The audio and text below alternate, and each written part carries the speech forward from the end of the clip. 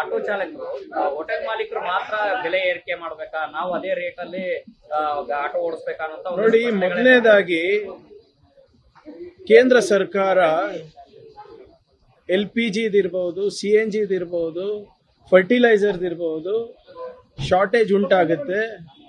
ಇದರಲ್ಲಿ ಇದು ಒಂದು ಸಮಸ್ಯೆ ಉದ್ಭವ ಆಗುತ್ತೆ ಅಂತ ಫಸ್ಟ್ ಅವರು ತಿಳ್ಕೊಂಡು ಅದಕ್ಕೆ ಸೂಕ್ತವಾದಂಥ ಪರಿಹಾರ ಕೊಡಬೇಕು. ಕಣ್ಮುಚ್ಕೊಂಡು ಏನು ಆಗೇ ಇಲ್ಲ, ಏನು ಆಗ್ತಾನೆ ಇಲ್ಲ, ಇದು ಕಾಂಗ್ರೆಸ್ ಸೃಷ್ಟಿ ಮಾಡ್ತಾ ಇರೋ ಆತಂಕ ಅಂತ ಹೇಳಿದ್ರೆ ಪರಿಹಾರ ಅಲ್ಲ ಅದು. ಎಷ್ಟೊಂದು ದೇವಸ್ಥಾನಗಳಲ್ಲಿ ದಾಸೋಹ ನಿಂತೋಗಿದೆ. ವಾರಣಾಸಿನಲ್ಲಿ ಪ್ರಧಾನ ಮಂತ್ರಿಯ ಸ್ವಂತ ಪಾರ್ಲಿಮೆಂಟ್ ಕಾನ್ಸ್ಟಿಟ್ಯೂನ್ಸಿನಲ್ಲಿ ಮ್ಯಾನುಫ್ಯಾಕ್ಚರಿಂಗ್ ನಿಂತೋಗ್ಬಿಟ್ಟಿದೆ. ಪುಣೆನಲ್ಲಿ ಟಾಟಾದವರು ಮ್ಯಾನುಫ್ಯಾಕ್ಚರಿಂಗ್ 50% ಇಳಿಸಿದ್ದಾರೆ. ಆಟೋ ಚಾಲಕರಿಗೆ ಪ್ರಾಬ್ಲಮ್ ಆಗ್ತಾ ಇದೆ, ಗಿಗ್ ವರ್ಕರ್ಸಿಗೆ ಪ್ರಾಬ್ಲಮ್ ಆಗ್ತಾ ಇದೆ, ಹೋಟೆಲ್ ಮಾಲೀಕರು ಇವತ್ತು ಅಂಗಡಿಗಳು ಮುಚ್ತಾ ಇದ್ದಾರೆ. ಅಂದ್ರೂ ಕೂಡ ಕೇಂದ್ರ ಸರ್ಕಾರ ಇದ್ರ ಬಗ್ಗೆ ಯಾವುದೇ ರೀತಿ ಪರಿಹಾರ ನೀಡ್ತಾ ಇಲ್ಲ. ಮಾಹಿತಿಯನ್ನ ಕೊಡಿ. ಆಯ್ತಪ್ಪ, ಎಲ್ಲೋ ಯುದ್ಧ ನಡೀತಾ ಇದೆ, ಅದರ ಪರಿಣಾಮವಾಗಿ ಇವೆಲ್ಲ ಆತಂಕಗಳು ಎದುರಿಸಬೇಕಾಗ್ತದೆ ಅಂತ ಹೇಳ್ಬೇಕಲ್ಲ.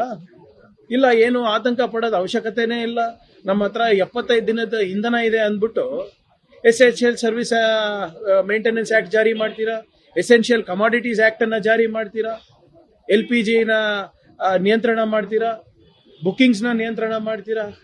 ಏನ್ ನಡೆದಿದೆ ಈ ದೇಶದಲ್ಲಿ? ಪ್ರಧಾನಮಂತ್ರಿಗಳು ಬರೀ ರೀಲ್ ಮಾಡಕ್ಕಿರೋದ, ಮನ್ ಕಿ ಬಾತ್ ಹೇಳಕ್ಕಿರೋದ?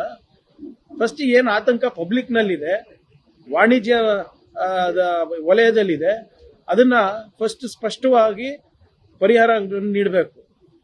ನೀವು ಪ್ರಾಬ್ಲಮ್ ಅನ್ನ ಅಕ್ನಾಲೇಜೇ ಮಾಡಕ್ ತಯಾರಿಲ್ಲ ಅಲ್ಲ, ಅದನ್ನು ಕಾಂಗ್ರೆಸ್ ಮೇಲೆ ಗೂಬೆ ಕುಡಿಸ್ತಾ ಇದೀರ ಅಂತಲ್ಲ. ನಾಚಿಕೆ ಬರಬೇಕು. ಪ್ರಹ್ಲಾದ್ ಜೋಶಿ ಅವರು ಯೂನಿಯನ್ ಮಿನಿಸ್ಟರ್, LPG ಸಮಸ್ಯೆ ಸಾಮಾನ್ಯ ಜನರಿಗೆ ಇದೆ ಅಂದ್ರೆ, ಇಲ್ಲ LPG ಸಮಸ್ಯೆ ಇಲ್ಲ, LOC ಸಮಸ್ಯೆ ಇದೆ ಕಾಂಗ್ರೆಸ್ಸಿಗೆ ಅಂತ ಹೇಳ.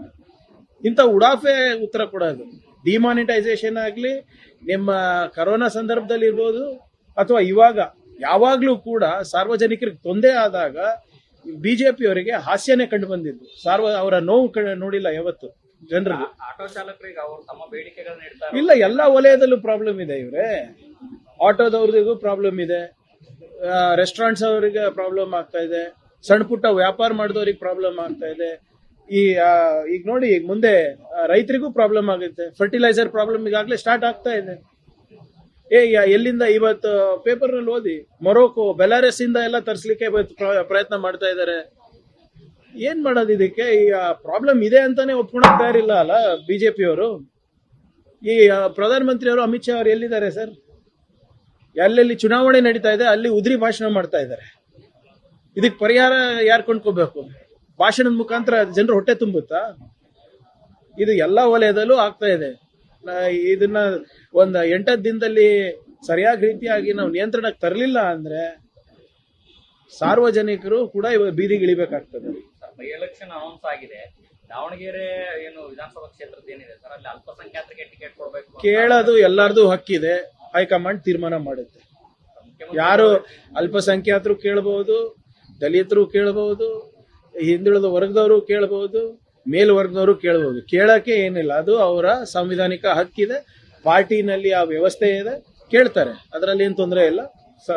ಎಲ್ಲರೂ ಕೂತಿ ಚರ್ಚೆ ಮಾಡಿ ಏನ್ ಹೈಕಮಾಂಡ್ ಏನ್ ಹೇಳುತ್ತೆ ಅದನ್ನ ಫೈನಲ್ ಮಾಡ್ತೀವಿ. ಮುಖ್ಯಮಂತ್ರಿಗಳು ಇವತ್ತು ಆಯ್ದ ಸಚಿವರನ್ನ ಡಿನ್ನರ್ ಕರೆದಿದ್ದಾರೆ. ತಮ್ಗೆ ಏನಾರ ಆಹ್ವಾನ ಇದೆ?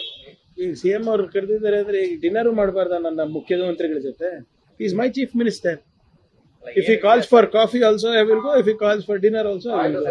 ಕರೆದಿದ್ರೆ ಇದಾಗ್ತಿರ್ಲಿಲ್ಲ ಸರ್, ಕೆಲವೊಂದು ಆಯ್ದ ಸಚಿವರನ್ನ ಮಾತ್ರ ಕರೆದಿದ್ದಾರೆ. ನೋಡಿ, ಅದು ನನಗೆ ಗೊತ್ತಿಲ್ಲ ಯಾಕೆ, ಏನು ಇದೇನ್ ಮಾನದಂಡ ಅಂತೂ ಏನಿರಲ್ಲ ನನ್ನ ಪ್ರಕಾರ. ಬಹುಶಃ ಮುಂದಿನ ಸರಿ ಉಳಿದವ್ರಿಗೆ ಕರ್ಸ್ಬೋದು, ಹಂಗೇನಿಲ್ಲ ಅಲ್ಲ. ಈಗ ಎಷ್ಟೊಂದ್ ಸರಿ ಹಲವಾರು ಸಚಿವರು ಹೋಗಿ ಸಾಹೇಬ್ರಿಗೆ ಭೇಟಿ ಆಗಿರ್ತಾರೆ ಖಾಸಗಿಗೆ. ಅವಾಗ ಉಳಿದವ್ರು ಯಾಕೆ ಬಂದಿಲ್ಲ ಅಂತ ಕೇಳ್ತೀರಾ ತಾವು? ಇಲ್ಲ.